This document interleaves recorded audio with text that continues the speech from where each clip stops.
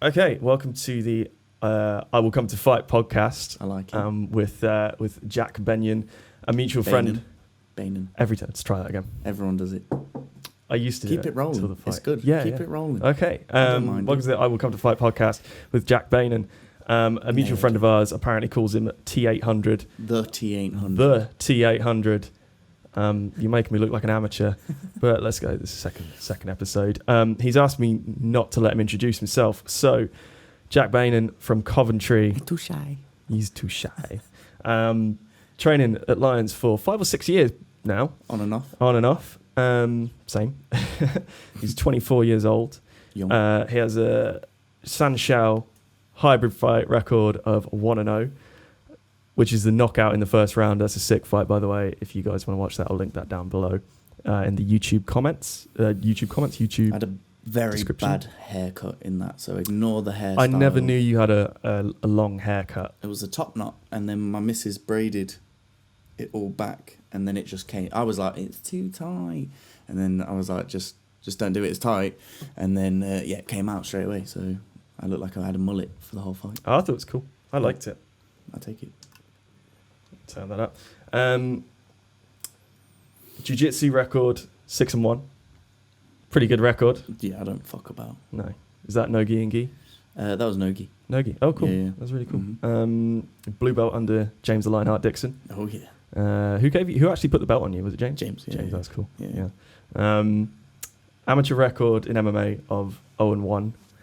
Boo. Get in the bin. Split decision. Strongly disagree with that decision. Have I missed anything? No. No, I think I'm pretty badass. So you are. You're fucking sick too. And owner of proud wearer of many new fresh tattoos. Fresh tattoos. What style of tattoo is that? What style of tattoo is that? Traditional. It's American traditional. Yeah, American traditional. So I wouldn't go with anything else. As soon as I decided exactly what style I wanted, I'm not deviating at all. So I had my ribs done on Thursday. Oh yeah. Yeah, I've got a tiger on my ribs. It's pretty minging at the moment, so that hurts. How you feeling, Jack? How you feeling? I'm good. Why? You good? I'm just asking. Oh, okay. Yeah, do I seem all right? Yeah, you seem all right. I'm just saying. Yeah. How you doing? Yeah. Welcome to the podcast. Yeah, it's good. It's cool. Thank you for doing this. I really I'm appreciate excited. it. Yeah. You on Sunday we was it Sunday? I think it was Sunday. Yeah, we went paintballing. Yes. Are you healed up from paintballing? So fucking good. Yeah. No, I'm not. Not healed. No, I think I've fucked my shoulder. How do you fuck your shoulder in paintballing? Diving for that bomb in the middle. You know the bomb? Oh, the bomb thing? Sorry, am I? No, it's me. There was the bomb in the middle. They had to press the button to get like points or something like that. And not going to be like nobody on my team was doing it, but I think everybody else was preoccupied with shooting each other. And I was like, I'm going to win this game. Play the objective. Yeah. Do you know what I mean? COD style. I preferred that. Yeah. I preferred that game to just a death match. Yeah. Yeah, no, I did. There's something to do rather than just... yeah. Yes. Yeah. And you could work together. And I like working together. Yeah, I mean, we were on opposite teams, but for our team we had... You know, like your not snipers because it was all the same gun, but we had your sort of people in the barracks and just like cover. You had your sort of people going and like trying to go over enemy lines and go murder people, and then you had your runners, which were that was I really enjoyed that. It was fun. It was really fun. That was good. But I dived too hard into that bomb because when I've been paintballing before in the past, I've been lit up and it's hurt, but that was like when I was younger. So this time I didn't find it that painful. So like diving for the bomb, I got way too excited. Previously dislocated shoulder, so I think I just tweaked it a little. But I think we've all come away with some sort of injury. Yeah, I think so. Your hand. My hands, gloves are a necessity next time we go. I'm lucky I didn't get any hands. I got one on the neck. Yeah. That hurt pretty bad, but the neck's bad. The face, I actually found, you know how head. Head hurt. Lee got hit in the head pretty bad. That was bad. He got knocked out. He was my bomb nemesis because I didn't realise when I was sprinting so I also sprained ankle and you know what adrenaline's like, so I was like, fuck it, let's go for it. I would sprint about, I'd say 10 metres from where I was like hidden and I was like, cover me, and I'd like run out, dive on the bomb, press the button, there we go, run back out. I was like, yes, nailed it. Turn around and it was on the other light was flashing again. I was like, the hell? Happened like 4 or 5 times. Yeah. There's a cat. 4 or 5 times.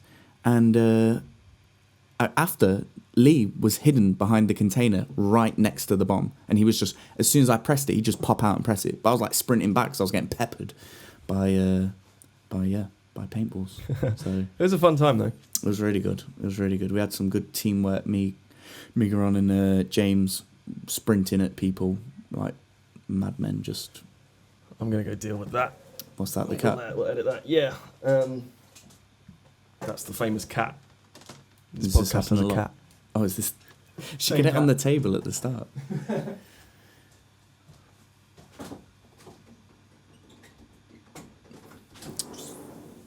Am I doing all right though? You're doing good. Is this good?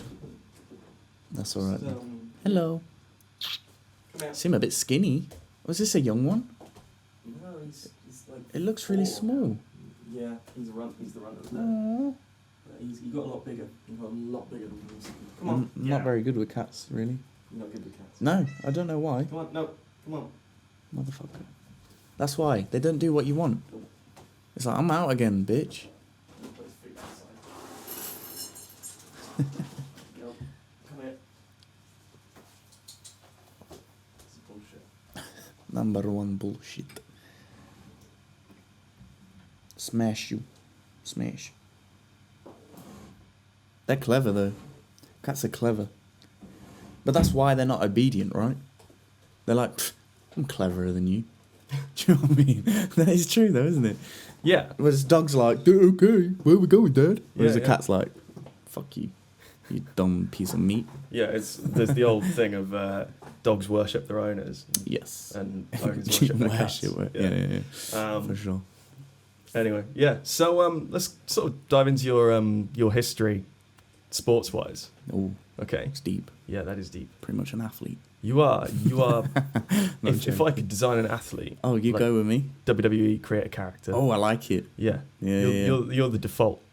Nice. But like out of all the 6, 7 like default characters, you're the one I pick. Oh, my guy. You know what? As talking about creating characters on games, I do feel like at my present moment in life, I'm progressing to what I would have liked to have built all them times as a young kid when I've been building characters on various games. This is probably the first time in my life that I've been like, right, I'm getting there now. In terms of physical attributes. Yeah, and just all round attributes, really. Just, yeah, all round, really. Like whether that's tattoos and having a fight and and completing I goals. think that's the game, right?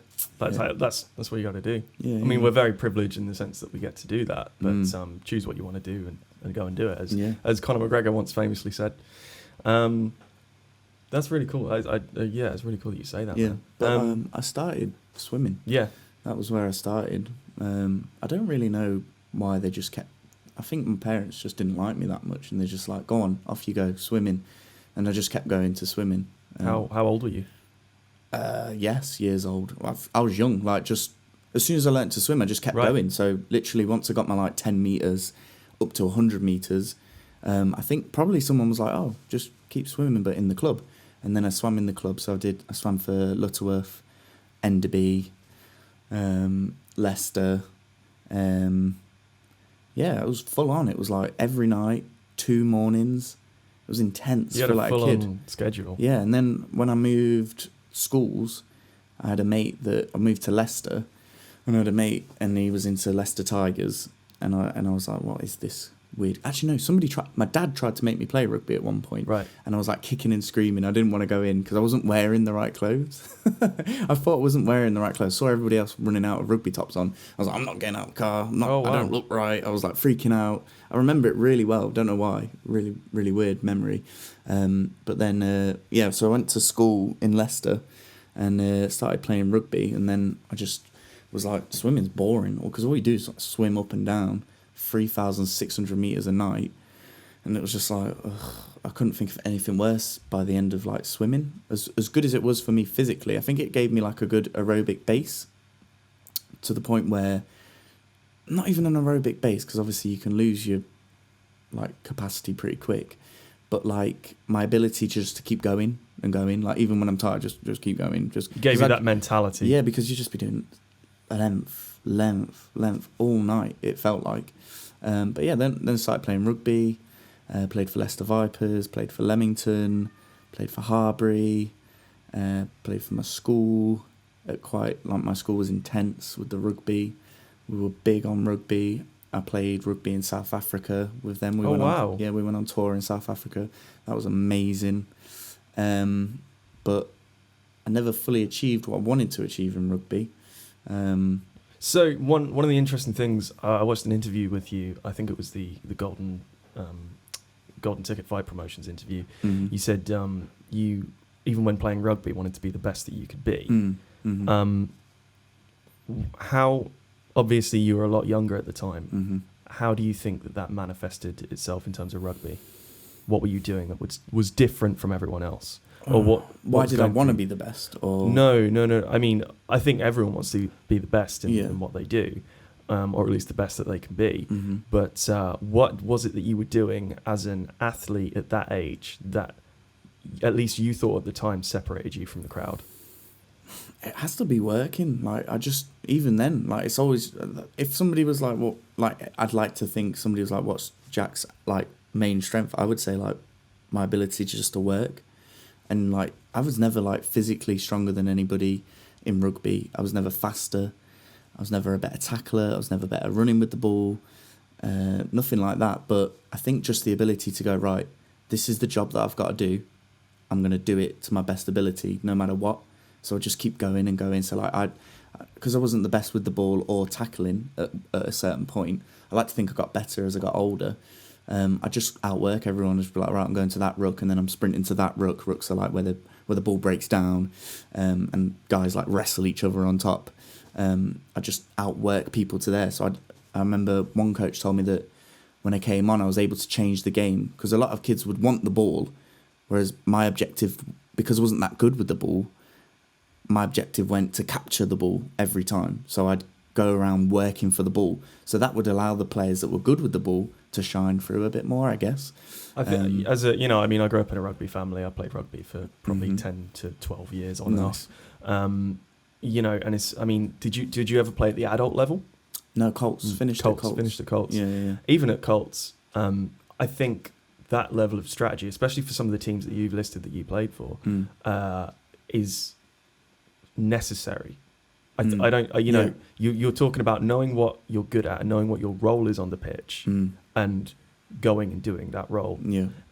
Also that maybe that little ego kick of saying, that motherfucker's not going to get there before me. Yeah. Like, it's going to be me. Yeah. You know? Yeah. That was which important. even in a team sport is so important. James talked last week about how team sports weren't for him because, they would lose and it wasn't necessarily his fault. But it really, in a team sport, every single person matters. Yeah, I never felt like that in a game. I never felt like my individual performance would affect, or even if I had a really good game and we lost, I wouldn't be like, I don't know what I'm saying. I don't even know what I'm getting at. I don't know. I never thought about rugby in that way. Did you think of rugby as your performance or the team's performance? Team, always team. Always the team. Always. I'd rip myself apart after games, what I could do better, but I would never be like, oh, such and such is crap, or da-da-da, or I'd be like, yeah, that was it. So it's praise the team, but stay critical of yourself. Yeah. I think that's probably the best way to go forward when working with other people. Yeah, definitely. And help each other. Do you know what I mean? That's so important. Did you do a lot? I tried to. I'd always be talking to people on the pitch. When I played, the best team I played for was my school, but I never played my best rugby with the school. I think I was intimidated. Interesting. By the size of the school, how much importance was placed on rugby. We were going to South Africa. Do you know what I mean? We were going to play South Africa. Yeah. We played townships. We played, like, there are posh schools in this country, but I'd never seen some of the schools in South Africa. It was unreal. I played facing Table Mountain. The pitch was the backdrop. This backdrop was Table Mountain. You know, the flat top one. Yeah. It was insane. And all of the South Africans wanted to kill us. This was with school or with this club? This was the school. Yeah. School. So, but you say you preferred club rugby. I did prefer club I think rugby. every rugby purist, if you like, prefers club rugby. Yeah, it's a laugh. Everybody would go drinking. There's a better environment. Yeah, definitely. You know, my brother's played both. He still plays. I played both. Callum, my housemate, whom you just met, he played both. Everyone that I speak to about club versus school rugby agrees that club rugby is a much nicer, friendlier environment. Yeah. I just think you have to be dedicated, not even necessarily dedicated, but you have to be dedicated to the culture of the sport to go and play club rugby, because assholes just don't. I think when you're at school, you've got a bunch of knobheads in your class and you've got a bunch of your best mates. So when you play in a team, it's like everybody's kind of clashing. Like that guy that you hated, suddenly you're on the team and they're like your best mate. Yes. So it's like this weird thing that's going on. It's a weird dynamic, right? Yeah. So, I don't know. I feel like stuff always follows you from classroom and, exactly. and other sports as well. Exactly. For example, I wasn't good at football and people were aware of that even when I was on the rugby pitch. Yeah. But that made you... Do you feel like you developed... I didn't succeed what I wanted to succeed. What did you rugby. want to achieve? At one point, which I think's a bit delusional now, I wanted to be pro. I was like, I want to be a professional rugby player. That's what I wanted to do at one point. And I was like in the gym every day at lunch. I didn't go to lunch. I didn't need lunch. I was working out. I was eating absolutely loads of food, because rugby's all about being as big as possible. And at one point I was 16 kilos, 16 stone. So what's that, like 100 kilos at 16 years old? Yeah. So I was pretty big for that age, and I was just getting bigger. And I was just trying to be the best rugby player. Was that muscle, or do you feel Bit like... of both. Bit of both. A bit of both. I've lost a lot of muscle. I was lifting more then than I can lift now, weight-wise. So, yeah, But when I started fighting, I was like, oh, I've got to lose a bit of weight, or I'm going to be facing some roid heads at heavyweight. Yeah, it's really interesting. You do a lot of lifting in your training routine. Do you feel that transfers to fighting? Yes. Or is it because I also know that you enjoy it? You get a lot out of it personally. Yeah, it has its strengths and weaknesses. I'm stronger than most guys my weight. Like, I lifted CJ over my head. Yeah. So I thought when we got in there, I thought, oh, he feels really heavy. And then when I watched it back, I was like, he was like on me, like grabbing hold hard. And I was like, okay, that's why. But then when I lifted him over my head, I was like, well, it's because I'm stronger. Do you know what I mean? Like, I had to be to do that. You don't see that often in like MMA much. Do you know what I mean? So I'm not saying I'm like special. I'm like super strong or anything, but I think I'm strong for the weight class. So. Which weight class is this? Lightweight. So that's the same weight that James fights at normally. And he's strong. He's so strong. Do you feel like you're in the same division? I mean, because I wouldn't have guessed it. James has got... There's a thing... Going back to rugby, when I met professional rugby players, there's something about... Between the ages of about 21 and 30, you become like... There's like a transition from being a strong person to developing like a man strength. Yeah. And James has got that man strength. You feel like you don't? Not yet. You look at James, he's dense. Do you know what I mean? He's very dense. I'm not so dense as he is. But I think I will be. You know what I mean? I will be. I wrestled with him in Wolverhampton, and I didn't feel like I was a million miles away strength-wise. He's definitely stronger than me, but I didn't feel like he'd pick me up and chuck me out of the room. Do you know what I mean? So, yeah, strength-wise is good. So how much weight were you cutting for that fight? In waterweight, it was about 4 or 5 kilos. But it was like, it got a bit messy because about 2 weeks out, I was 78 kilos. And maybe, I can't even remember that well, but maybe a week out, I was about 78. So I was panicking a bit, water loading, because that's intense. I didn't realise how much water I'd have to drink. 9 litres in a day was not what I was thinking. And my job, I'm driving around all the time. So I was planning my days with 20-minute intervals to the toilet. But yeah, so... It was easy, the water cut, to be fair. I was really worried because obviously I'd seen James's water cuts, like footage of that, and then obviously hearing how much he's cut, I was like, oh God, I'm going to die. James ain't going to let me leave. And then in the bath, I was in the bath for 20 minutes, then in the bags for 40 minutes, like on the floor, pillows and towels and all the shenanigans, and that was all right. That was like easy. Like I found it easy, to be fair. The bit that I didn't like was 2 hours before the weigh-in. I was angry. I was really angry because I was really freaking hungry. But before, 24 hours before, being hungry was all right. You know what I mean? I was like, oh, it's just 24 hours. I can get through that. But then like the 2 hours to go, I was like, I'm going to kill someone. Did you feel angry stepping up to the face-offs? In the face-off, nah, not really. He said something to me. I can't really remember what he said. He was like trying to be funny. He was like smiling. He's a nice guy. I liked CJ. He was nice. But yeah, I was a little bit angry, but nothing major. Nothing major. Yeah. So you finished rugby at 18? Yeah, around there. Yeah, around there. How old were you when you started at Lions? Because by my count, you must have been 18 or 19. Yeah, it was somewhere around there. That's where it gets a bit blurry. Was there ever a crossover point? No, because I injured my knee. I've still got it still actually gives me pain today. Probably did something bad, but I don't know. At that point, I thought, I'm just going to have some time off and not do anything. And that's when I started playing a lot of Xbox and just chilling out, not really doing much. That was probably the only I was still training. I was still doing like weights because I just like weights. But then I was on a building site, building in Rugby. And I'd finished pretty early because builders don't like to work that much. I'd go home and just chill on Xbox. And one day I just blasted in an old UFC game. Yeah, so if I'm correct, this is it, right? UFC Undisputed. Brock Lesnar. Yeah. I'm a personal fan of Brock Lesnar for obvious reasons. He's a cool motherfucker. Yeah. Scary dude. Yeah, for sure. Yeah. I was just playing that. And I had a few, actually. I had a few MMA games. I had that one, and then I had, probably actually just two, MMA EA. Oh, so that was newer.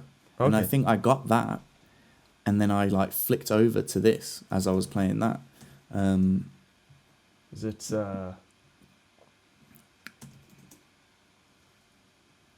No, it's MMA. Type in MMA for sure. Yes, this that game. One? Yeah. Oh, okay. This is a great game. You should check this game out. This is a really good game. So the customization in this, tell you.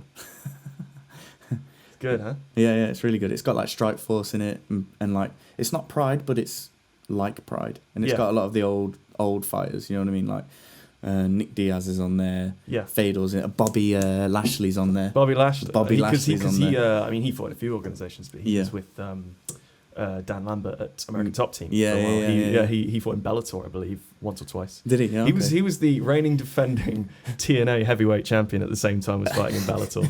That's awesome. I love it when MMA organisations go, oh, he's a pro wrestling champ. Yeah. Like let's have him on our fight card. I mean, he's a specimen. Oh yeah.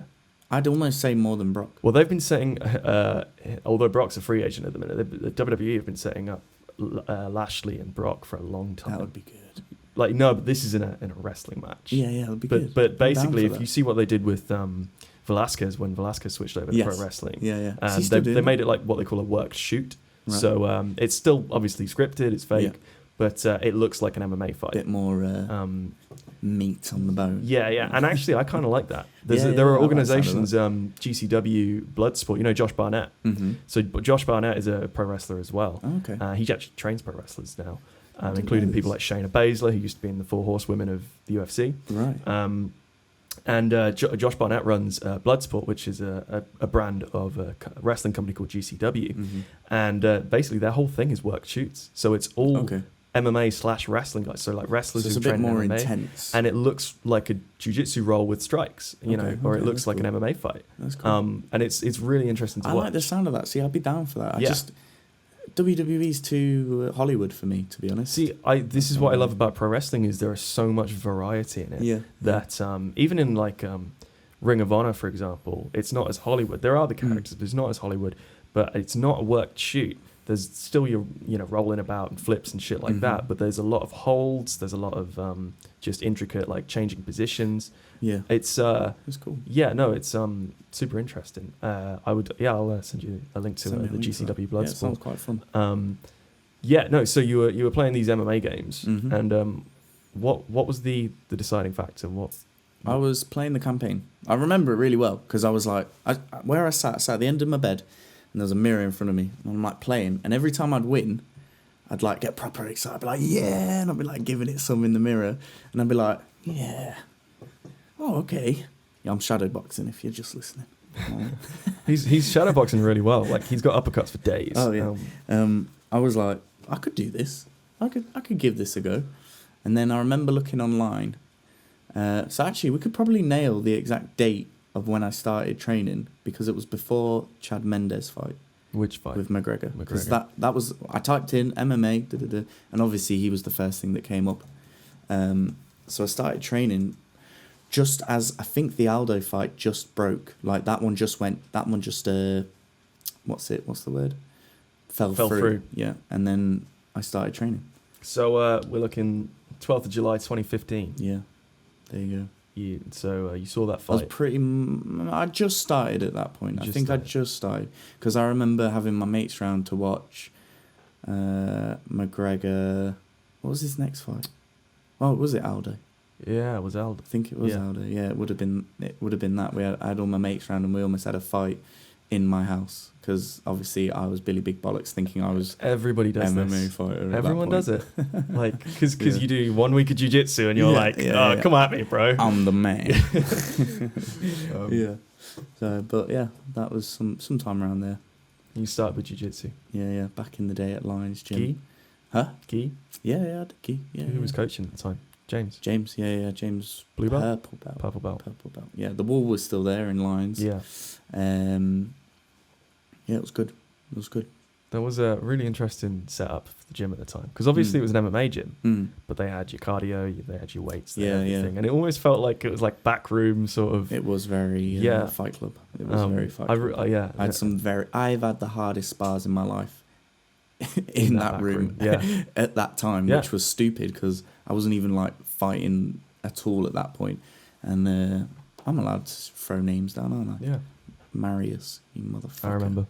He's a fucking bastard. No, I love him. He's a great guy, but he'd put me down. I remember one time, so I went off training for a bit, and then I came back, because I was like in between starting working and then training, and I didn't really want to work at all. I still don't really want to work, to be honest. I want to fight. I want to train and fight, and that is it. I just love training.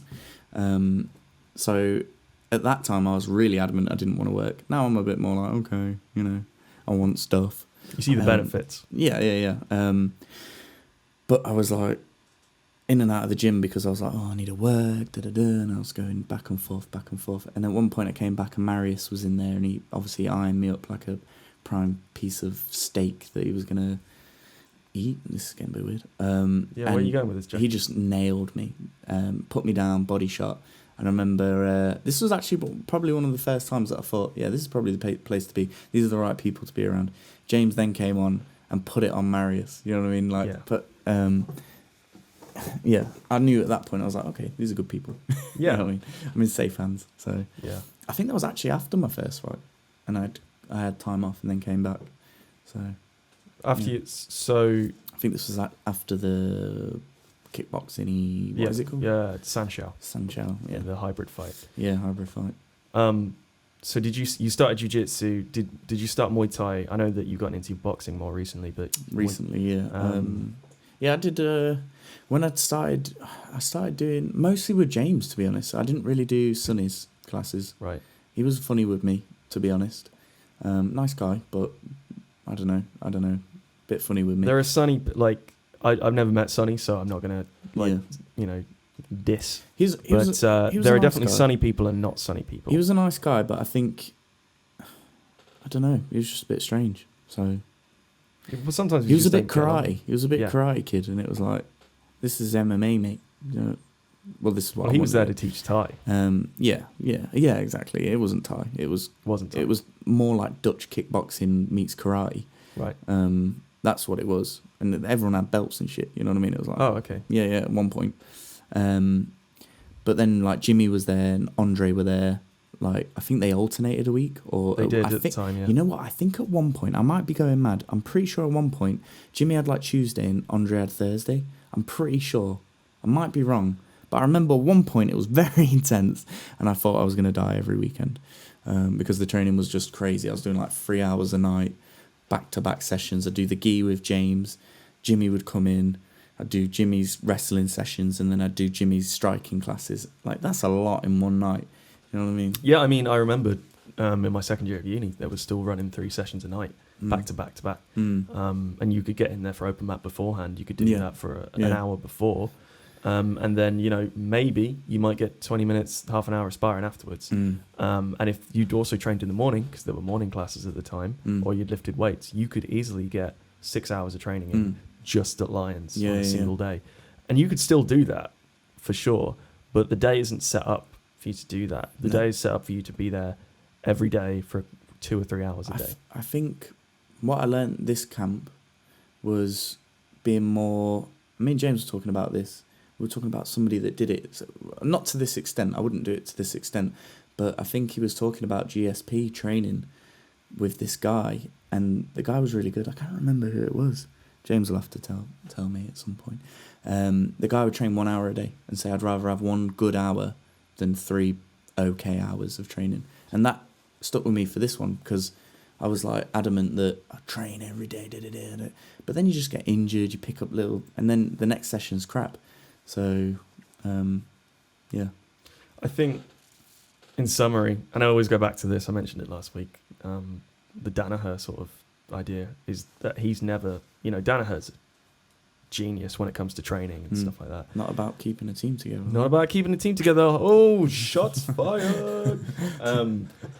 But, you know, he basically said he's never seen a particular training regimen or strength and conditioning or anything like that that works for, you know, that is undeniably better than another. And we're all different, right? And we're all different. Everyone's and different. At different points in our training schedule, like camp is different from just training generally. Yeah. Like I'm trying to do as much as possible at the minute, but if you said to me, do more, if you said to me, you know, go into fight camp, do less, you know, I'd take it into consideration. But also I want even in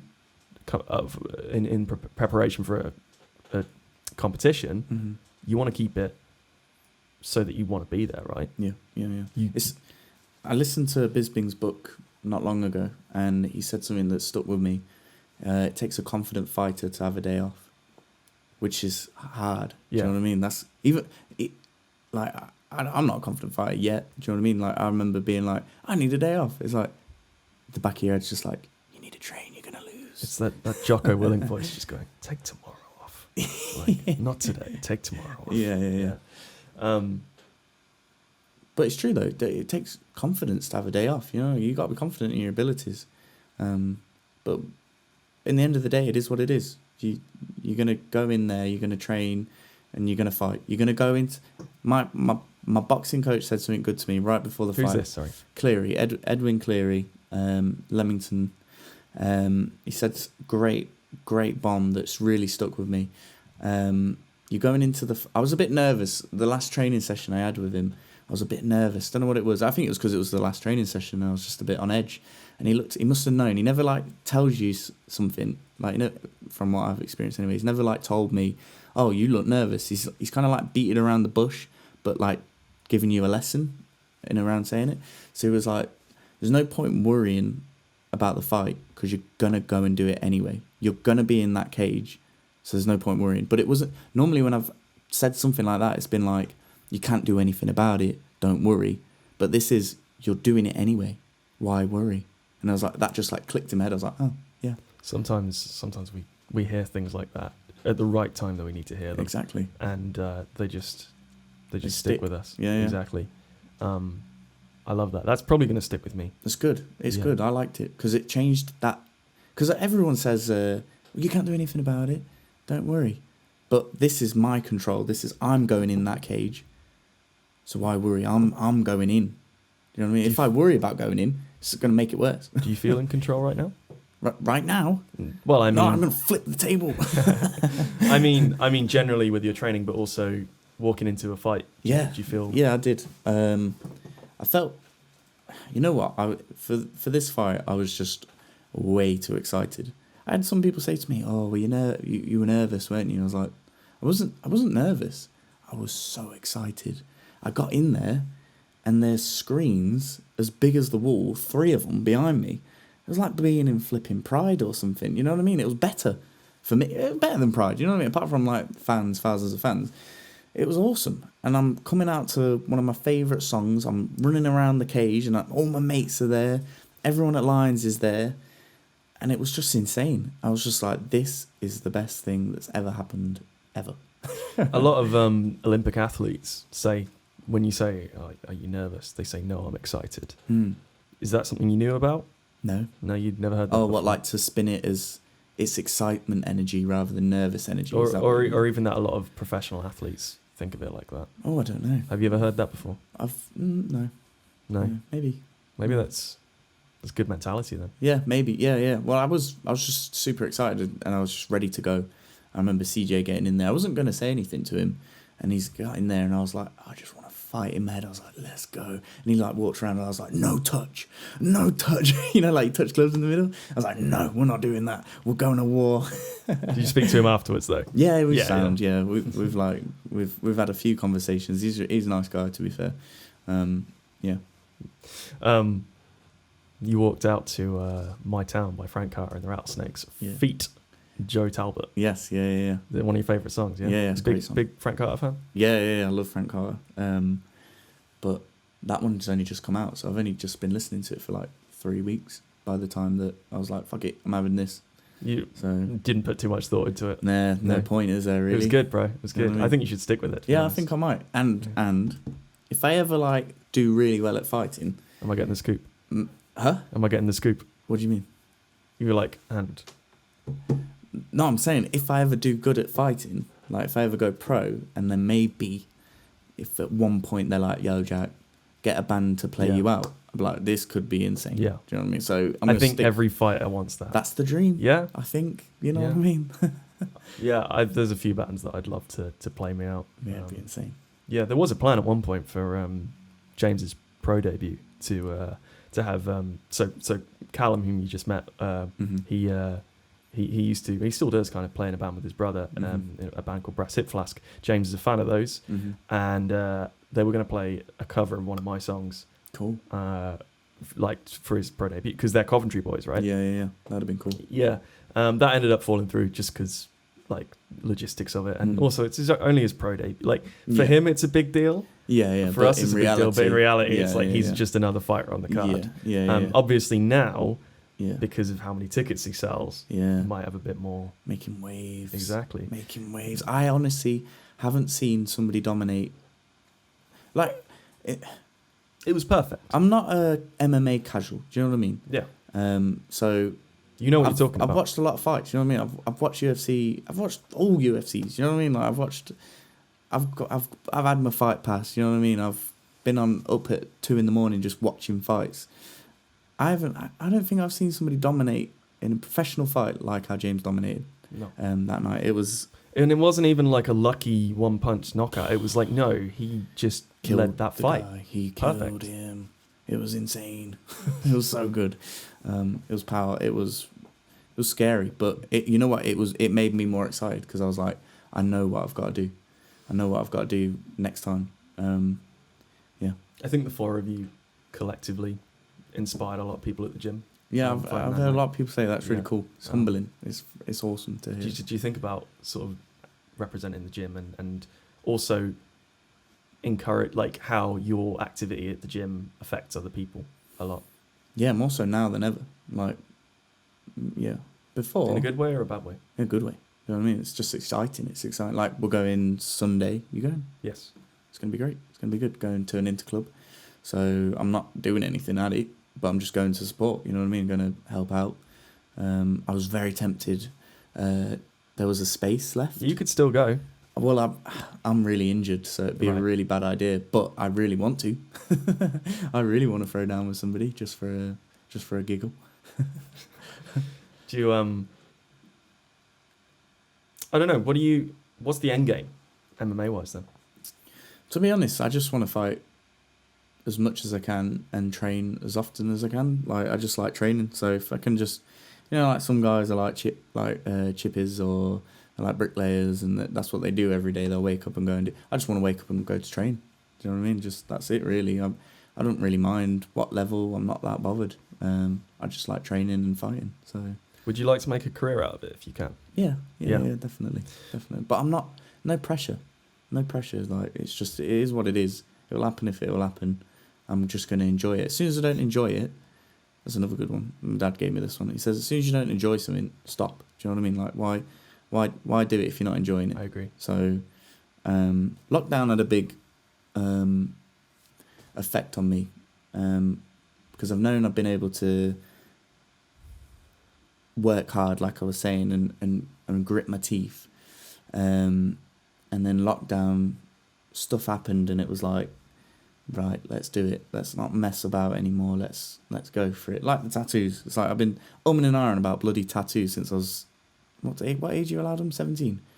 18? I think 16 with... 16 with parental, consent.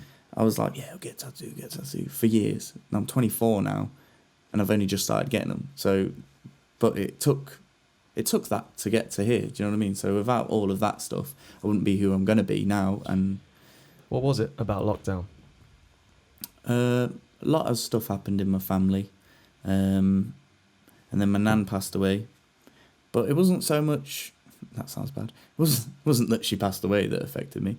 There was a few things around that really got me, to be honest. Couldn't see her because of COVID, which annoyed the hell out of me.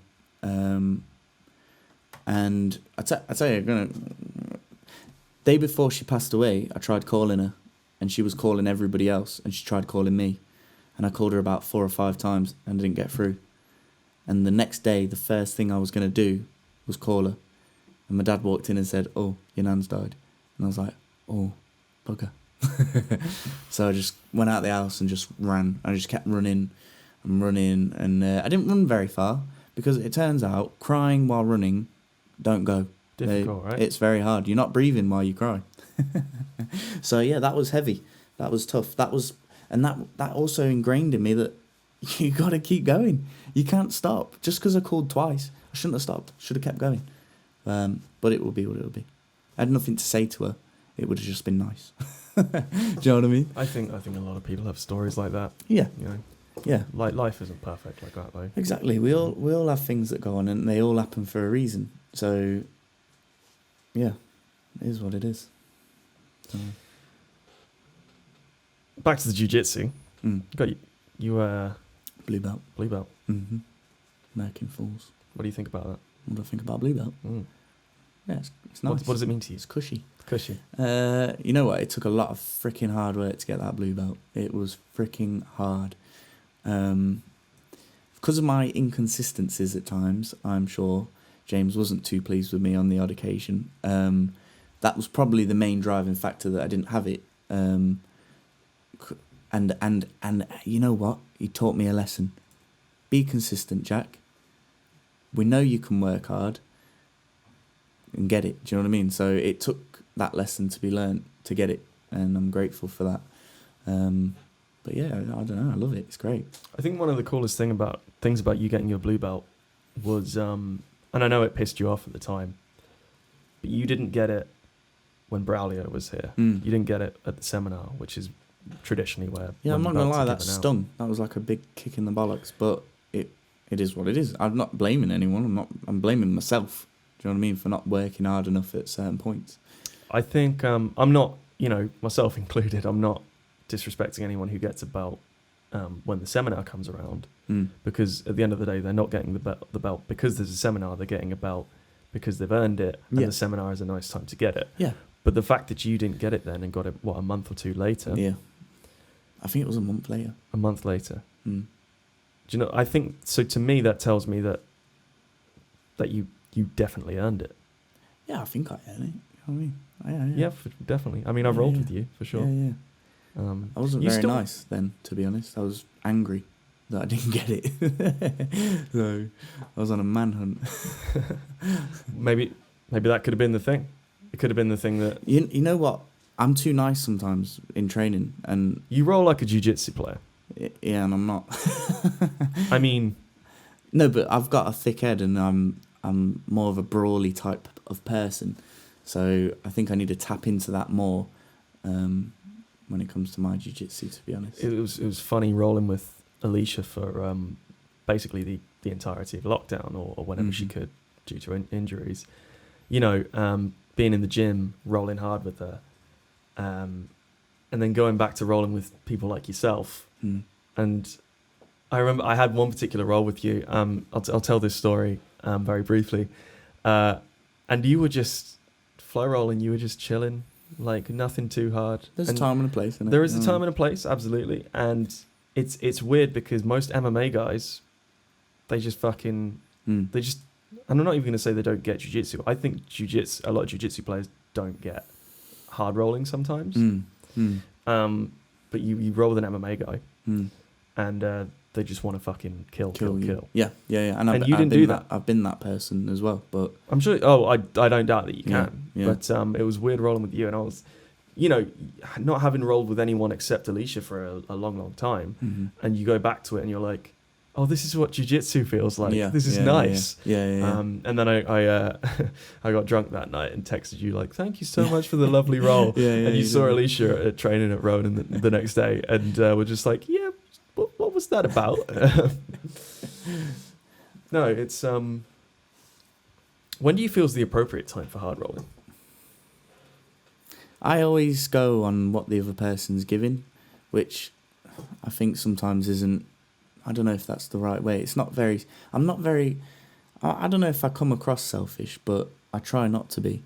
So when it comes to any sort of sparring or anything, I never try and put it on anybody.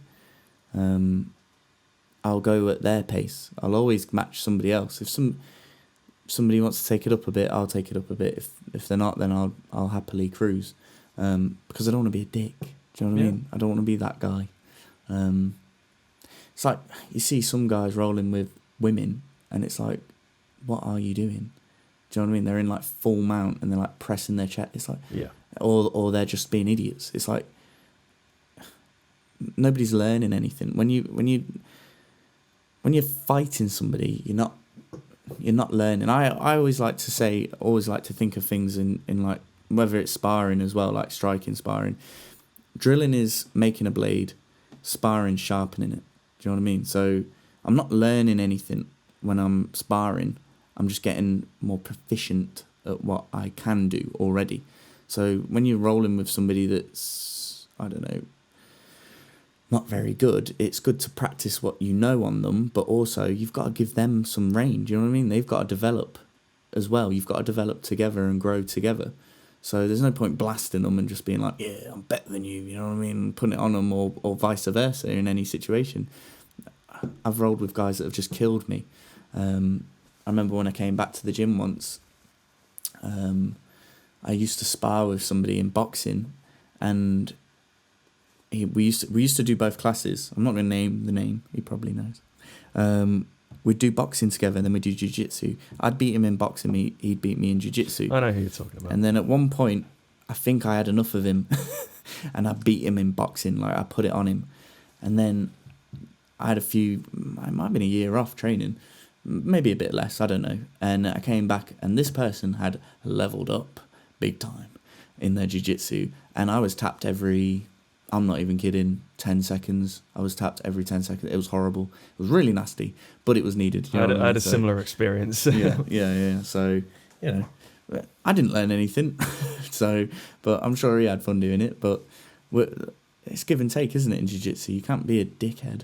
No one's going to want to roll with you. I think just the culture of a gym altogether has to be give and take. Yeah. I was talking with Garon about this the other day. Like, some days you're going to have days where you win. Some days you can have days where you lose. Yeah. And it's okay. Yeah. It's okay to have them bad days. I have bad days all the time. And they're not, I wouldn't even say that those are necessarily bad. I mean, it feels like they are at the time. And it can feel like, what am I doing here? I don't want to do this anymore, whatever. But you come back stronger a lot of the time from those. You've got to have the bad days. Yeah. You know what I mean? Bad days, like you said, are good. Bad days are good, but they're not good. There's a guy, he's a purple belt at our gym. He's recently come back. Without naming any names, I used to roll with him when I was a white belt. We used to go in the mornings, roll with him, and he was just about to get his purple belt, Mm-hmm. blue belt at the time. And he's not necessarily a competitor, but he has competed before. He's an older guy, and he's just one of those sort of dangly, like, you know, Mm-hmm. limbs, like Yep. not necessarily too flexible, but just very, very long, Yep. very just weird movement. Mm-hmm. And I didn't used to be able to do anything. He would just triangle me. He would, you know, Do what he armbar me. wanted. He would do what he wanted. But you know, his main thing was working from guard, and if you could get past his guard, then it's like, okay, he's going to hustle, he's going to move, but you're at least in a better position. He came back a few weeks ago. You know, he's still got his purple belt, and I'm not going to pretend like he's necessarily as good. You know, obviously when you just come back, it takes a minute to get used to the sort of rhythm of things. But my goal was to pass his guard and not let him triangle me. Yeah. Guy couldn't touch me. Like, I'm sure if we rolled free rolling, he would have something weird for me. Mm-hmm. But it's that, you know, years ago, and it was years ago when you think about how long the pandemic has lasted. Yeah. You know, triangle, armbar, triangle, etc. You know, I would start playing leg locks with him, and he would just ankle lock me, you know, all day, every day. And the fact that I was able to get one up on him, you know, after all this time, it just kind of shows that those weren't wasted hours. Like, you know what to look out for. Obviously there is a contrast between jiu-jitsu training, striking training, and then MMA training. And MMA training looks very different from the other two because of the different aspects of being in a fight. So much going on. How do you feel the culture of training MMA is different from training Depends where jiu-jitsu? you are. Depends where you are, you know what I mean? Like, I've been in situations where I haven't wanted to spar with certain people, and it's been like, oh God, this is going to be horrible. But training at Ronin in Birmingham was a dream. Do you know what I mean? These guys are good guys out there, and the sparring was great. It was great fun. It was almost like we did like 10 5-minute rounds. Do you know what I mean? It's like That's Max Holloway shit. Yeah, for sure, for sure. Yeah, like, but none of it was like trying to take each other's head off. Though someone did cut me, and it was James. I've seen videos of James at Ronin. Yeah. But it wasn't. No, you've heard the bad bits. Do you know, it's great sparring there. It's really good because the guys are good. They know what they're doing. They're really clever. Joe Silk is really, really good to spar with because he's such a high level, but he lets you try stuff. He lets you play around a bit, but then you can also tell this guy can kill me any second. Yeah, and even James is like that. You know what I mean? He'll let you do stuff and he'll let you try things, but then he'll also kill you. It's funny how you realize how one dimensional your game is when you spar. I haven't sparred with Silk, but sparred with James before. Yeah. And it's like, whether he's been watching you or not, he knows the style that you're going for. He knows what your options are, and he's just going to put pressure on you. And you're not going to get anywhere with it. But it's good. I remember watching James, and he was switching in. He had a round in the middle, and two guys was alternating on him, and he just wouldn't stop, and he would stand in punch range, but for some reason they couldn't hit him. But it wasn't like he was slipping and rolling out of all these punches. It was just this presence that he would bring, and this pressure that he was building. He's so calm. Yeah, that's the scary part. Yeah, it's interesting, and he was telling me that he thinks that holding pads has helped that a lot, like reading the other person, and I can see him as he's watching people. He's analysing everything. I don't even know if he realises he's doing it. Do you know what I mean? Because he's always doing it. He's very cerebral. He likes to think about this sort of stuff a lot. You know, and as he said last week, he's testing stuff out for us. I think he does realise, but I also think that he's been in every position enough times over his 10 years of training to know that he can stay calm, to know that he can deal with it. You know. But what I mean is, like, he's not looking at you going, oh, here comes the straight. He's just kind of reacting, but he's showing the offense already. Like, he's showing the feints already. Whereas if I see somebody trying to set something up, or maybe I'll feint somewhere else. Do you know what I mean? Because I know they're going to do that. But he's already doing it as he's watching it. Do you know what I'm saying? So it's like he's calculating as he's doing it without... It's that pressure counterfire style that he has. Like, he's always working, even though he might not look like he is. He's always working, but he's also reading you. It's a very difficult but very effective style to use. You know, you see... who was the girl who fought this week against Macy? Barber. Yeah, Is it Barber? Who was her opponent? I can't remember her name. Do you know what? I need to find out. I think the other girl won. She did. Yeah. Southpaw. UFC Fight Night. It was... Oh, that's not helpful. No. That's not helpful at all. More fights. There we go. Miranda Maverick. Oh, no. Macy... Oh, it was a steal, wasn't it? Yeah. Yeah, no, that was a wrong decision. Miranda Maverick, she had that, even though she was southpaw, which is weird, because you don't see a lot of southpaw pressure counter fighters. Do you not? I don't think so. I never thought of that. I'm southpaw. Yeah. Maybe I have to readjust what I'm doing. It was a really good style, because the southpaw fucks you up to start with. Yeah. And then you've got someone who's just putting it on you and waiting for you to react. You know what I can see? I feel like I'm this close to clicking. Do you know what I mean? Like, even before this fight, I felt like things were getting there. Like, obviously I was very well prepared, but I feel like I'm on just the edge of being able to do what James does. Not obviously not as good as him, but what him, Melissa, Christoph have all been doing so well. I feel like I'm on the cusp of finding my little click.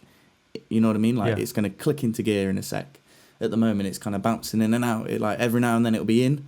Like, when I knocked CJ down in the last round, that it was in. It was in gear then. I think that's just cage time.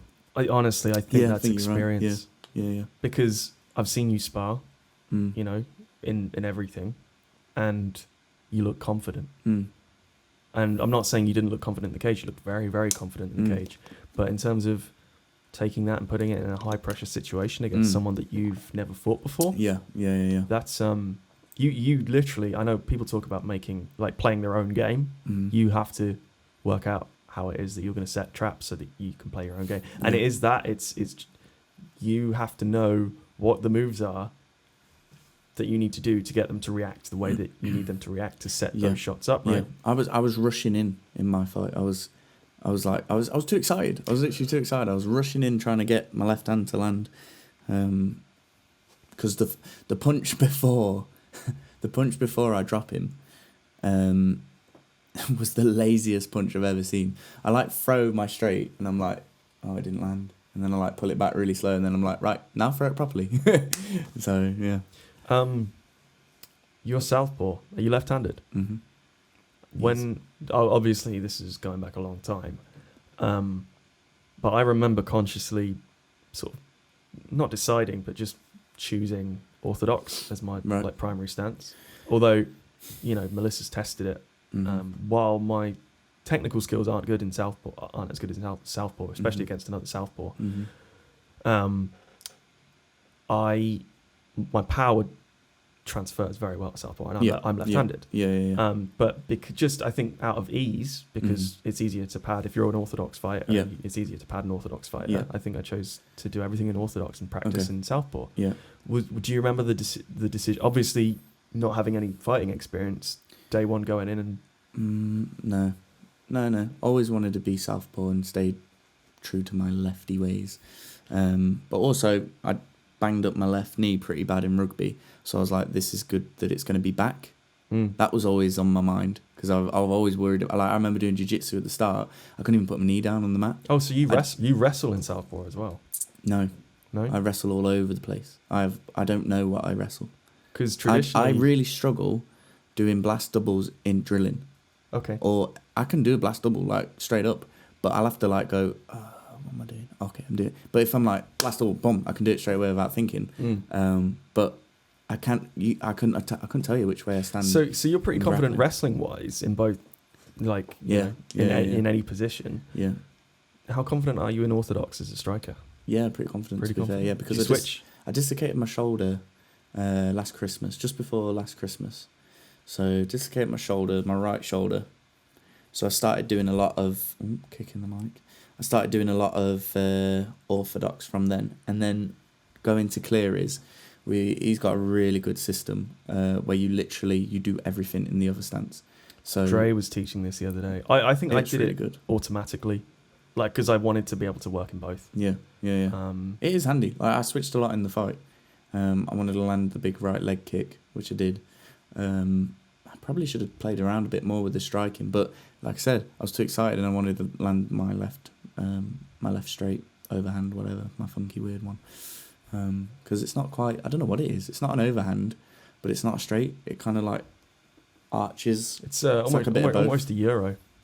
A what? A euro. It's MMA, so it's a hook, but you don't land it like that. You don't land it elbow up. It's like a straight. Yeah. That makes sense. It's how normally Jimmy teaches it, because obviously with the MMA gloves, not that traditional hook's wrong. You see a lot of traditional hooks in MMA, but the MMA gloves offer less protection. Yeah. Whereas if you go fist over or palm down, not only do you get more range on it, but you get the knuckles, and it sort of protects your fingers slightly. It makes sense. It's funny when I landed that, and then I watched it after. Was that the shot that sat him down? Yeah. Yeah. He told me he was out. And then when his bum hit the floor, he woke up, which was quite. I was like, oh, okay. Big man to say that. You know what I mean? Yeah, respect to CJ. But when I watched it after, it's pretty much identical to the kickboxing knockdown I had. Pretty much bang on. Yeah, the same actually, place. Thinking about it, as I say, I watched that kickboxing fight today. Yeah, you're right. Almost identical. So there's your shot. There's the money shot. But then again, now you need to work out, because people are going to notice that watching you. Well, he said after, I seen the YouTube video of your last one, and I could tell. And even watching it back, he's backing up a lot. He didn't want to strike. He didn't want to strike until the last round, and that's when I caught him. He didn't want to strike. He could tell his game plan was to grapple. First round, he tried to take me down 3 times. Didn't really engage in any striking. I landed a few strikes. I think he got a jab, which actually opened up my eye. Opened up the cut on my eye, which James gave me about a month prior to the fight. Thanks, James. Shout out to the Lionheart. Yeah. It was a really weird camp, because right before the camp, dislocated my shoulder. So I was being an idiot. I deadlifted 210 kilos, and then one of my closest friends was like, oh, come down and box. And I was like, yeah, all right. Bearing in mind, this guy's, I don't know, he's lost a lot of weight lately. He was 20 odd stone. So this is a big dude, and I was going to spar another heavyweight. It was right as gyms were going to close again because of lockdown. So it was the day before. So I was like, yeah, go on then, But I just deadlifted. I'm definitely bragging as well. 210 kilos. Oh wow. Yeah, it was a good pull. Shout out to Silverback Strength. That was good. Shout out to Champ. Yeah. So it was a good pull. And then obviously went to sparring, and my shoulder just kind of fell out. It wasn't nothing major. I just jabbed, and it just went pop. And I was like, oh God. Ooh. And I just went like that. I did that 2 or 3 times, and it just pop, clunk back in. Couldn't move my shoulder for I could move it, but it would I had to keep it in the sling for 2 weeks, and then slowly started rehabbing it. Still ain't right now, like I said, paintballing. And then as I got the fight, the day I got the fight, and I was told, CJ, I popped my rib. Oh, so the rib was a previous injury? Yeah. Other side. Yeah. Oh. So I think, because I never got hit there in the fight. I never got hit in the rib. I've watched it. I've been trying to figure out what it was. I don't know. So I don't know if it's like a stress fracture or something. I don't know. But in training in Ronin, Will, who's really good, what's his name? Can't remember his name, but Will at Ronin. He's really good. And Will at Ronin. No, I'm going to get him up because he's really good. Shout out to Will at Ronin. I think he's just gone 10-0 as an amateur. That's a fucking good record. Yeah, he's shit hot, man. Haycox. Will Haycox. Yeah, he's a sound guy. I'm pretty sure it's Will Haycox. But I had him in a body lock, and we were in a scramble, and he flung over me weird, and I was on the floor. I was like, oh God, that was not right. And then as I sat up, I felt my ab pop over something, and then when I straightened back up, it popped again, and I was like, oh God. So I went straight to hospital. Oh my God. I went straight to the hospital. And they were like, oh, we can't do anything. And I was like, oh, great, thanks a lot. Cheers. Yeah, and then obviously recovered from that. I was training all the time though. I didn't stop training. I kept going because I was like, I got one arm, as James likes to say. God gave you two for a reason. So I was. It's one of his wiser quotes. Yeah. So I was just hitting it with my left hand, and then a month out, it might have been 3 weeks out, split my eyelid open. So it started in like the corner of my eye, and it came up to the top of my eyelid. They couldn't stitch it, so they put a bit of glue down, and then I had some cream that I kept putting in it, and it was like it seemed to clean up quite well. But then I sparred Garan 2 weeks after, so we're talking it was about a week or two out. I had a head guard on because I was like, I'm not making that mistake again, and it went a little bit red in the corner, so it was weak still. The skin was weak. First punch in the fight, opened straight up. I was like, for crying out loud. But yeah, so first round, tried to take me down, couldn't get me down. Second round, I was way too overzealous with my striking, and I ran into takedowns. He lands 3 good takedowns, but then I pick him up, slam him, and I landed some good ground and pound. And before talking about the third round, all respect to CJ, you know what I mean? Like, in the end of the day, it's his win. It was a really good fight. It's his win, and it was a close fight. I personally don't believe that he won. I think I won. I landed more damage. I landed more strikes. Yeah, he got the takedowns and that, but I don't think he did much with them. Yeah, I have to give 1 and 3 to you. I'd almost give 2 to me after watching it live. I gave 2 to you. Because I pick him up, slam him, and then I land the best ground and pound I land is in that round. But it's right at the end of the round, so it was almost like blurred into the third round. This is why I hate rounds in MMA. Yeah, it seems a bit silly, doesn't it? But yeah, because I would have been up. That would have been good. You would have won the fight. I would have liked that. I mean, that's the story of most MMA fights. But then the third round, look. Even if CJ won 1 and 2, they weren't. No way would they have been a 10-8. Either of them, no way. It was too close. So let's say we're giving him both 10-9s. Both of them are 10-9s.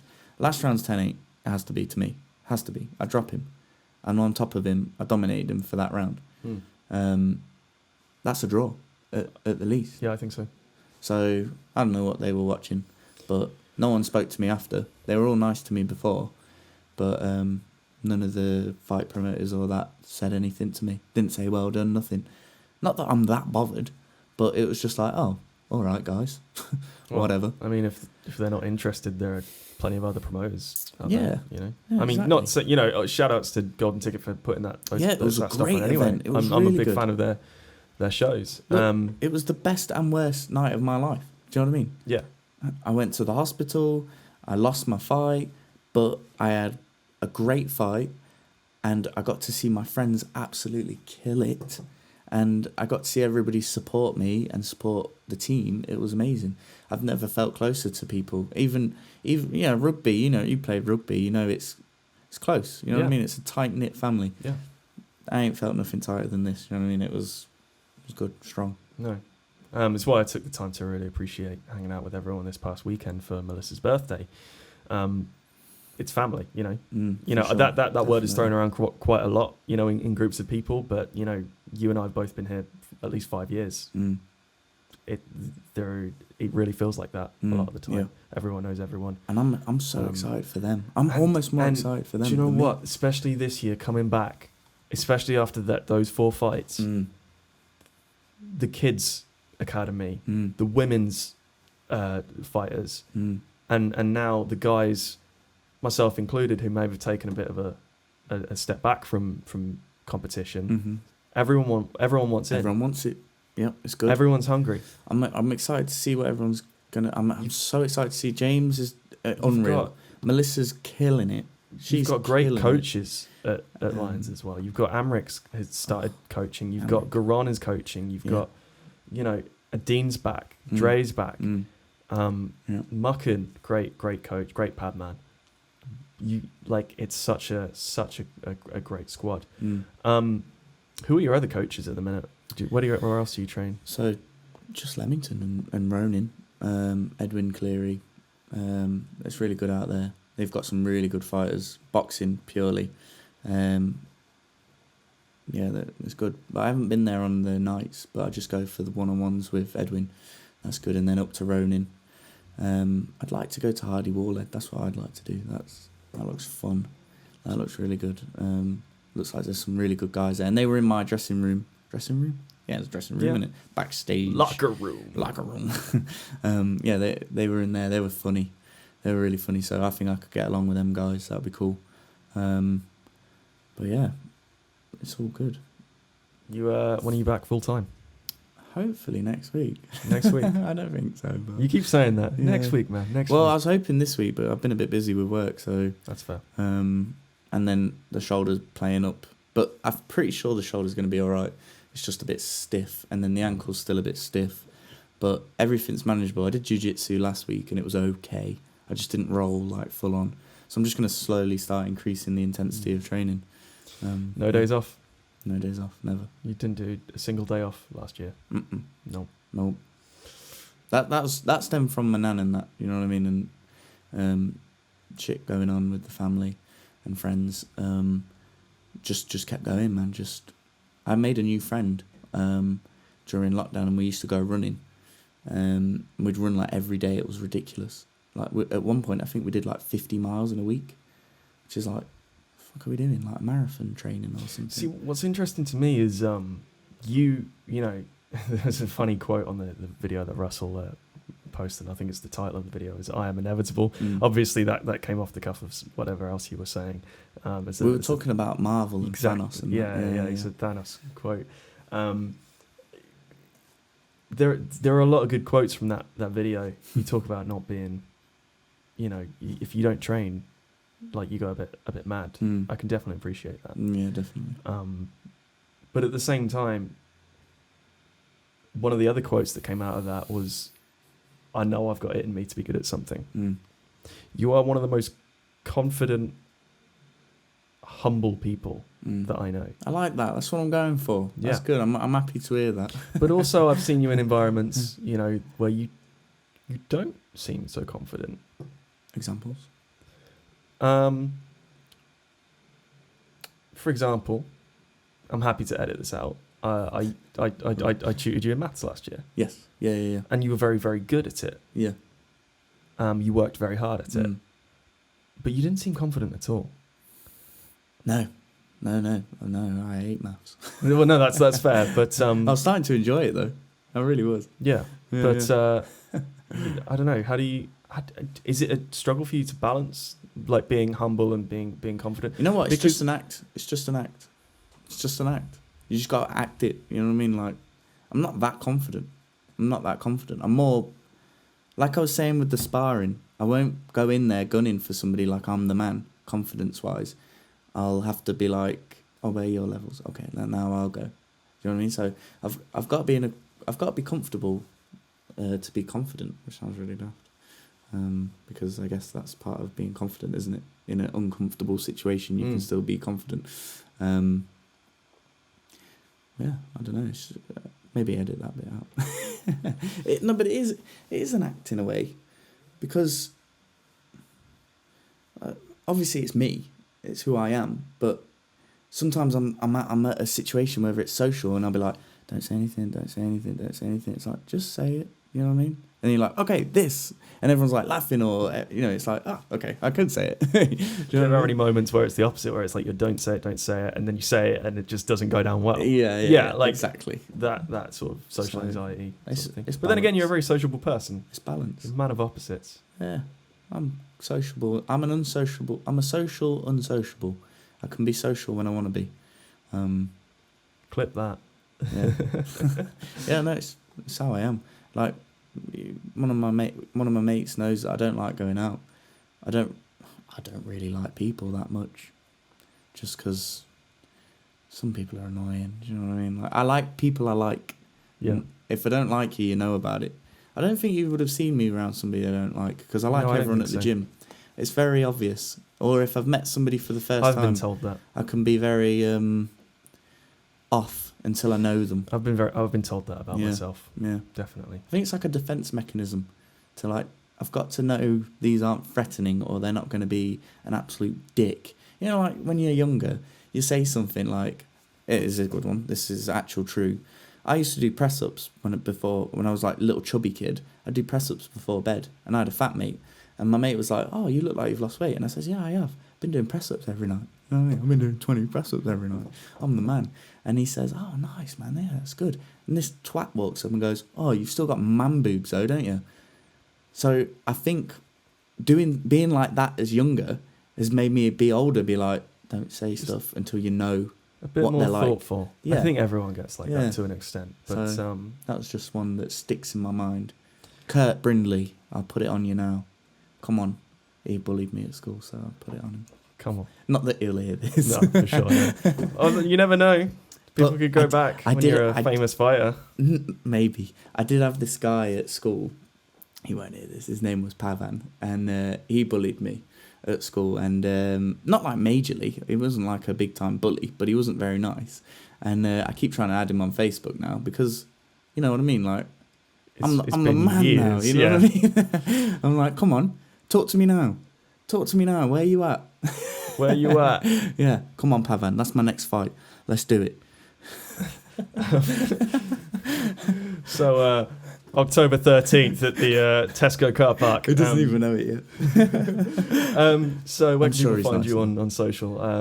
So I found you on Twitter, by the way. Oh, God. Yeah. Oh, God. I'm not going to send people there. No, do not. What are my tweets? There was some business stuff for a while. Oh, I don't know. It's mostly about rugby. Is it? Fair. Right, okay. Yeah, but Instagram at Jack Beynon. Yeah. That's a good hand. Like, most people don't get that. I was early on the Insta. You're an early adopter. Yeah, I loved Instagram. I love Instagram. It's good. It's good. It's. Right. I don't like words. I like pictures. Keep it simple. It's a good thing I chose you to do a podcast with then. Anything else you need to shout out?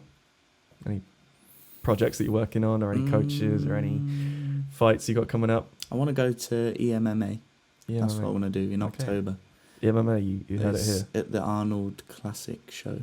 Oh, yeah. At the NEC. That's what I've signed up. That's what I really want to do. That's 3 fights, hopefully, if you win, I guess. Yeah. If not, I want to go on the card that James is on or whatever. Anything. I just want to go. It's golden ticket, right? Yeah. Golden ticket. I've just slashed them.